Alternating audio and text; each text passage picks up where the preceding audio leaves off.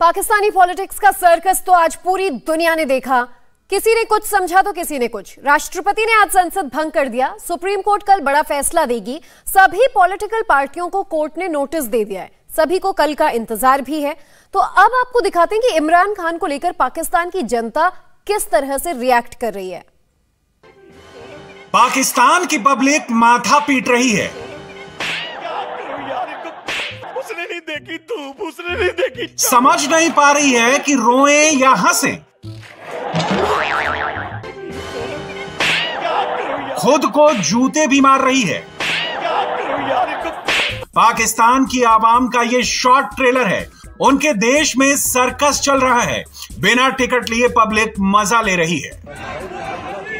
ये हम हैं, ये हमारे पीएम है, अपोजिशन दलील हो गई है। और बेचारे शेख रशीद खुश होने की जगह माथा पीट रहे हैं। कहते हैं लोग हैं कि उनकी बात समझते नहीं, सब कुछ तो पहले ही बता दिया था। मैं तो इशारों में आपको समझा रहा था 4-5 दिन से, आपको समझ ही नहीं आ रही। और बेचारे वजीर आजम फिर कहते हैं नियाजी खुद उलझन में है कि उनकी जीत हुई है या हार, और बेचारी पब्लिक है कि मानती नहीं, मजे ले रही है। अपोजिशन को मैं क्या कहूँगा, मैं तो गुजारिश कर सकता हूँ अपोजिशन से, अपोजिशन मेरी बात मान ले खुदा के लिए। आपने कभी किसी की मानी तो है नहीं, मुझे पता है आप किसी की नहीं मानेंगे, लेकिन इमरान खान को रहने दो। 22 साल स्ट्रगल की उसने भाई, और खुदा के लिए रहने दो उसको।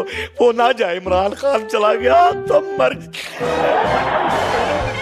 क्या करूं यार, इनको कितना समझाऊंगा मैं, इनको कैसे समझाऊंगा मैं कि इमरान खान को नहीं जाना चाहिए, नहीं जाना। ना जावी ढोलना रावच रो लेना। मैं ना हिचकी ले लेकर रहूंगा। अगर मैं मर गया, इमरान खान चला गया और मुझे हो गया हार्ट अटैक, यकीन जाने मैंने सब पे पर्चे करा देने। मैं कब्र में से भी उठकर आऊंगा, दोबारा वजीर आजम बना दूंगा। मैं यकीन करो, मुझे चाहे सारे साथ वाले मुर्दे उठाने पड़ जाए, मैं सारे मुर्दे उठा के लाऊंगा और कहूंगा साफ चली शफाफ चली तहरीके इंसाफ चली, साफ चली शफाफ चली तहरीके इंसाफ चली। रोक लो हम, मेरा मैं कह रहा हूं मेरी नींदें उड़ गई है, आपको हंसियां पड़ी हुई है और इधर नींदें हराम हो गई, सो नहीं पा रहा। और मेरी बात सुनो, एक वजीर आजम बन गया, अगर अल्लाह ना करे, अल्लाह ना करे वो वजीर आजम हट जाता है तो बुढ़ी उसकी छोड़ के चली जाए, कौन जिम्मेदार? आपको पता है उसकी दिहाड़ी लगी हुई, उसकी रोजी में लात मार रहे हैं आप।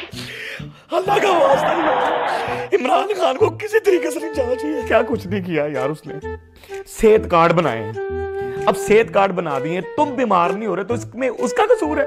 बीमार हो, सेहत कार्ड यूज करो। और बेचारे टीवी वाले अलग रुसवा करने में लगे हैं, दुनिया भर में नंगा करने पर तुले हैं। इस गैर आईनी, गैर कानूनी और बेशरम वजीर आजम ने, जिसको मैं बेशरम वजीर आजम कहूंगा, इसने मुल्क को आईनी बहरान में धकेल दिया है। आईन के साथ एक ऐसा खिलवाड़ कर दिया गया है कि जिसकी कोई तवक्को नहीं कर रहा था। वो खुद तो दफा हो गए हैं, अब दफा हो रहे हैं। और इस बेशरम और ढीठ डिप्टी स्पीकर कासिम सूरी जो खुद स्टे पे चल रहा है, अब उसके बाद जब सब पर आर्टिकल 6 लगेगा तो लग पता जाएगा। अब वजीर आजम जैसे बिल्कुल तैयार बैठा हो बेशरम किस्म का गैर आईनी, और उसने खिताब करके कहा कि मैंने असेंबलियां तोड़ने की समरी भेज दी है और असेंबलियां टूट जाएंगी, और यही कुछ चाहते थे। आई थिंक कि सुप्रीम कोर्ट इसमें इंटरवीन करेगी। डॉक्टर साहब कमाल करते हैं वैसे आप ईमान से। डॉक्टर साहब बहुत नाइस खातून है। अच्छा जी, हुआ क्या जी? हुआ ये बिल्कुल ऐसे ही है कि जैसे आपके मोहल्ले के अंदर क्रिकेट का मैच हो रहा हो और एक पार्टी जो कि हारने लगी हो, वो फौरी तौर पे विकेटें उठाए और बैट गले में बैट पॉकेट में दबाए और भाग जाए। कुछ लोगों का कहना है कि आज रात 12 बजे तक ये अगर इस पे वो नहीं होती, जिसे कहना चाहते हैं रायशुमारी नहीं होती इसके ऊपर, तो ये अल्टीमेटली इफेक्टिव हो जाएगी और इमरान खान जो है वो एज ए प्राइम मिनिस्टर उनका अहद ख़त्म हो जाएगा। कुछ लोग कहते हैं चूंकि डिप्टी स्पीकर ने ये दे दी थी रूलिंग, जो कि खुद अदालत के स्टे पे चल रहे हैं और तीसरे नंबर के आदमी थे जिनको आरटीएस बंद करने वालों ने वेख्या जी हुण ए जे तुहाडियां करतूतां, ठीक है, गंद आपने सर मचाया, पूरा गंद मचाया, सूर जैसे मतलब मेरा तो सूरी जैसे गंदे अंडों को यहां पे ला के मुंह पर किया और हमें डरा रहे हैं कि पेशावर वाला आ जाएगा, चुप कर जो पेशावर वाला आ जाएगा। ए सर पाए हुए गंद ने जनाब दे, ठीक है। खैर वो जनाब सूरी साहब ने जो था वो इलीगल किया है, इन लोगों को अंदाजा नहीं है। कुछ लोग कह रहे हैं जी आर्टिकल 6 या गद्दारी कौन लगाएगा, आइन से सबवर्शन कौन लगाएगा। भाईजान मुशर्रफ साहब को किसने लगाई थी? अपोजिशन चुप करके इलेक्शन ले, ठीक है, अभी बुरहान कदम कदम पे आना है। आज एक इलीगल काम हुआ है, अनकॉन्स्टिट्यूशनल हुआ है, यूथी इस पे नाचेंगे, यकीनन नाचना उनका हक बनता है कि उन्होंने अपनी तरफ से एक सरप्राइज दे दिया। ये सरप्राइज क्या था, इसकी कॉस्ट इनकी आइंदा नस्लों को पड़ेगी, लेकिन ये जो एक एक मोबाइल से 4-4 हजार आईडीज बना के लोगों को गालियां बकने वाली मखलूक को क्या पता कि आइन क्या होता है।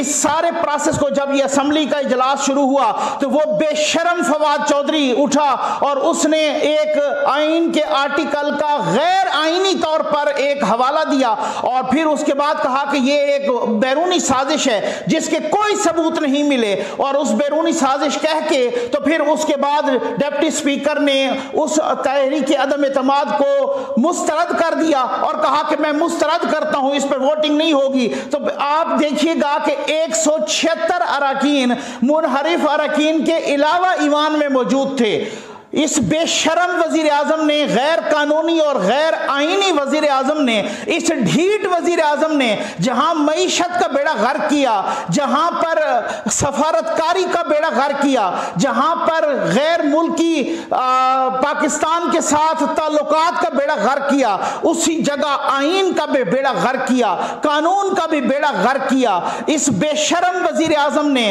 इस बेशरम और गैर आईनी वजीर आजम ने इतना तो मुशर्रफ भी नहीं चिमटा था इक़्तिदार को, अब ये वैसे ही तो दफा हो गए हैं। इनको खदशा क्या था? इनको खदशा था कि अब हमारी बचत कोई नहीं है। ये आपका ख्याल है कि अब बचत होगी? तुम्हारी बचत अब भी नहीं होगी। आर्टिकल 6 सब पे लगेगा। मैं कहूं कि अपोजिशन ने उसके बाद इक़्तिदार में आके अगर आर्टिकल 6 न लगाया तो मैं अपोजिशन को तनकीद का निशाना बनाऊंगा।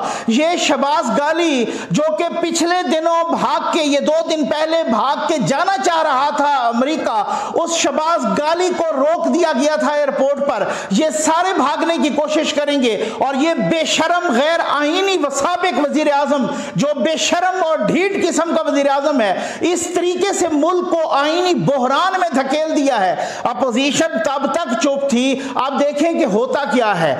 अच्छा, अगर आप इसको दूसरे अल्फाज में देखिए, इनडायरेक्टली आप देखिए कि अगर ये जो पेश होती और अगर इमरान खान या उनकी हुकूमत को 2% भी ये चांस होता कि हो सकता है कि इसमें वो जीत जाएं तो वो इसको होने देते, लेकिन उनको 0% भी चांस नहीं था उनके पास कि वो इसमें जीतते, क्योंकि 176 जो मेंबर्स थे वो पेश कर दिए थे, वहाँ पर मौजूद थे। वो तमाम मेंबर्स जो कि पीटीआई को छोड़ के गए, उनको छोड़ के गए, तो वो उन्होंने देख लिए कि वो तो आज आए हैं और वो वोट कास्ट करेंगे, तो इस वजह से उन्होंने कहा कि यही बेहतर समझा कि इसको इसी तरीके से किया जाए। क्योंकि जो रात से वज़ीर आज़म बार बार टीवी पर नमूदार हो रहे थे और वो ये कह रहे थे कि मेरे पास एक ट्रम्प कार्ड है, तो वो ट्रम्प कार्ड गैर कानूनी तरीके को इस्तेमाल करना था, वो ट्रम्प कार्ड अनकॉन्स्टिट्यूशनल वे को अडॉप्ट करना था, आइन को तोड़ना था, आइन की खिलाफ वर्जी थी, कॉन्स्टिट्यूशन की वायलेशन थी, वो ट्रम्प कार्ड ये था।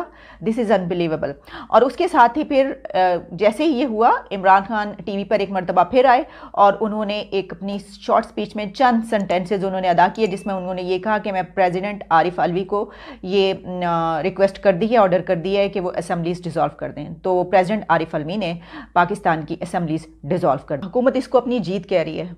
मैं देख रही थी कि सोशल मीडिया पर, वो तो हम देख ही रहे थे, वो तो अपनी कभी हार उन्होंने तस्लीम की ही नहीं, लेकिन इसको जो है वो कहा जा रहा है कि हमारी बहुत बड़ी जीत है कि हमने ये कर दिखाया, हमारे पास यही ट्रम्प कार्ड था जो हमने कर दिखाया। लेकिन क्या इसके बाद गिरफ्तारियां होना शुरू होंगी या सुप्रीम कोर्ट इसको कैसे चलाएगी, कैसे लेकर चलेगी, हमें अभी नहीं पता फौरी तौर पर। हम सिर्फ ये कह सकते हैं कि अभी आने वाले हमें दिन बताएंगे, आने वाले दिन नहीं बल्कि आने वाले चंद घंटे हमें ये बता देंगे कि क्या होने जा रहा है। कुछ पाकिस्तानी मीडिया वाले तो इमरान खान को पचा भी नहीं पा रहे हैं। बेचारे पाकिस्तान में संविधान की दुहाई देने चले हैं। भट्टी साहब, ये तो कुछ का कुछ ही हो गया है। सरप्राइज तो बहुत बड़ा है, डाइजेस्ट करना ही मुश्किल हो गया है। क्या कर बैठी है गवर्नमेंट? ये मसले का हल है या एक नया मसला है? देखे, ये सरप्राइज नहीं है, इसकी प्राइज मुल्क को अदा करनी होगी।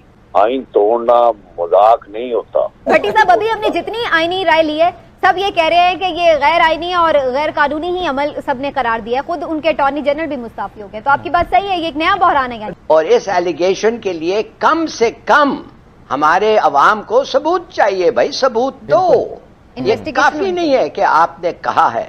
कानून को, दस्तूर को, रवायत को, हर चीज को आपने ओवरलुक कर दिया। तो आपने असेंबली के फ्लोर से अमेरिका के खिलाफ रूलिंग दी है। एक बात ये क्राइसिस के ऊपर क्राइसिस है। इस वक्त असेंबलियां तहरील हो चुकी हैं, असेंबली डिसॉल्व हो चुकी है, नए इलेक्शन का ऐलान होगा। लेकिन क्या नए इलेक्शन तक पहुंच पाएंगे? इसकी वजह यह है कि अपोजिशन ने सुप्रीम कोर्ट में जाने का ऐलान कर दिया है। इंडिया टीवी हर वक्त हर जगह डाउनलोड करने के लिए सर्च करें India TV news Google play store या ऐप स्टोर पर।